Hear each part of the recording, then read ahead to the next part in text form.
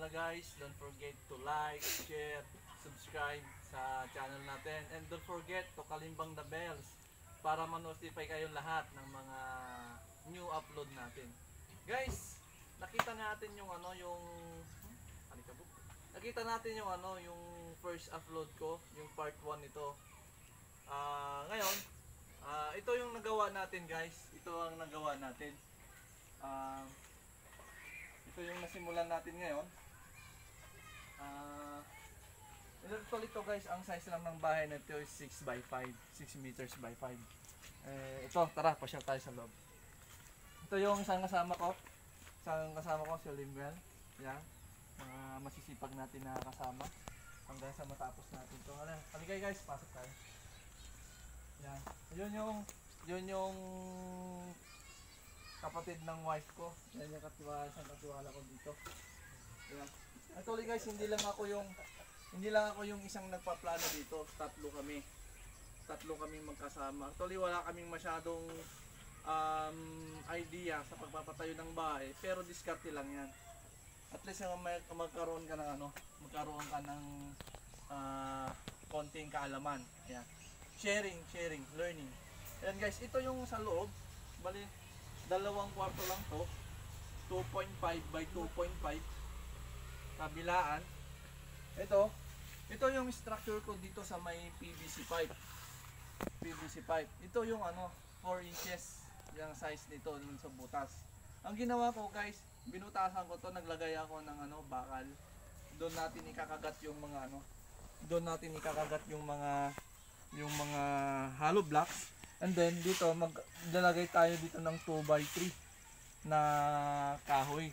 And then magkano tayo ng plywood. Magdo-double wall ako guys. Guys, bakit ito lang yung height?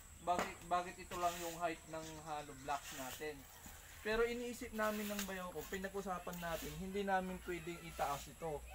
Kasi kung halimbawa nagkaroon ng lindol, baka hindi kayang ma-hold ng poste natin. Ito yung pinaka-importante guys, yung poste ng bahay kapag nagpapagawa kayo. Pag-aralan nyo ng mabuti at saka yung mason nyo or engineer nyo kung marami kayong pera, engineer at saka architect. Pero sa akin naman guys, simple lang naman kasi ang importante sa bahay guys, yung structure, yung nag-hold doon sa bahay mo. Actually guys, common sense natin yung mga ibang bahay nagpapatayo sila ng kahoy, kawayan, matitibay din ang mga yon. Pero ito, ang masama lang yun, kinakain siya ng mga yung mga anay, ganyan. Pero ito guys, hindi niya kayang kainin to. Ito kasi guys, pang na to pang long term na rin kasi to Ayan. Kaya ang ginawa lang namin guys, ito, almost half, and then kalahati niyan is plywood. Pero magdo-double walling ako guys. Ayan, ito yung flooring. Ang ginawa, ang napadeliver ko ito na 3 cubic meter bawat isang load. Kaya ito, 2 load ang naipakain ko, and then magdadagdag pa ako ng isa. Ayan. So, ayan guys, hindi pa tapos, pero susubukan kong tapusin ito bago ako makabalik sa trabaho. Ayan. Ito guys, pagkukumputan mo, ang nagasto ko na dito, almost 40,000. Almost 40,000 na. Kung sino yung gustong magtanong pa, para ma-advise natin yung mga kung gusto magpatayo ng bahay ng mga ng mga maliliit lang. Yan guys, yan lang muna ang masishare ko ngayon. Ito yung natapos namin ngayon within 6 days. 6 days kami nang simula. Last week kami Thursday, wala kaming pasok nung Saturday, nung Sunday.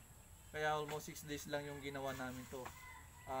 Una, first and the second days, kami lang ng bayaw ko. And then, nangailangan na kami ng kasama. Ayun, tinawag namin si Limwen.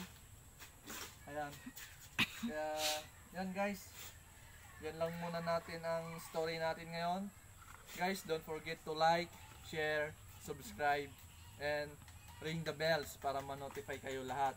Okay guys, sa susunod ulit na upload natin, supportahan nyo ako. Bye-bye!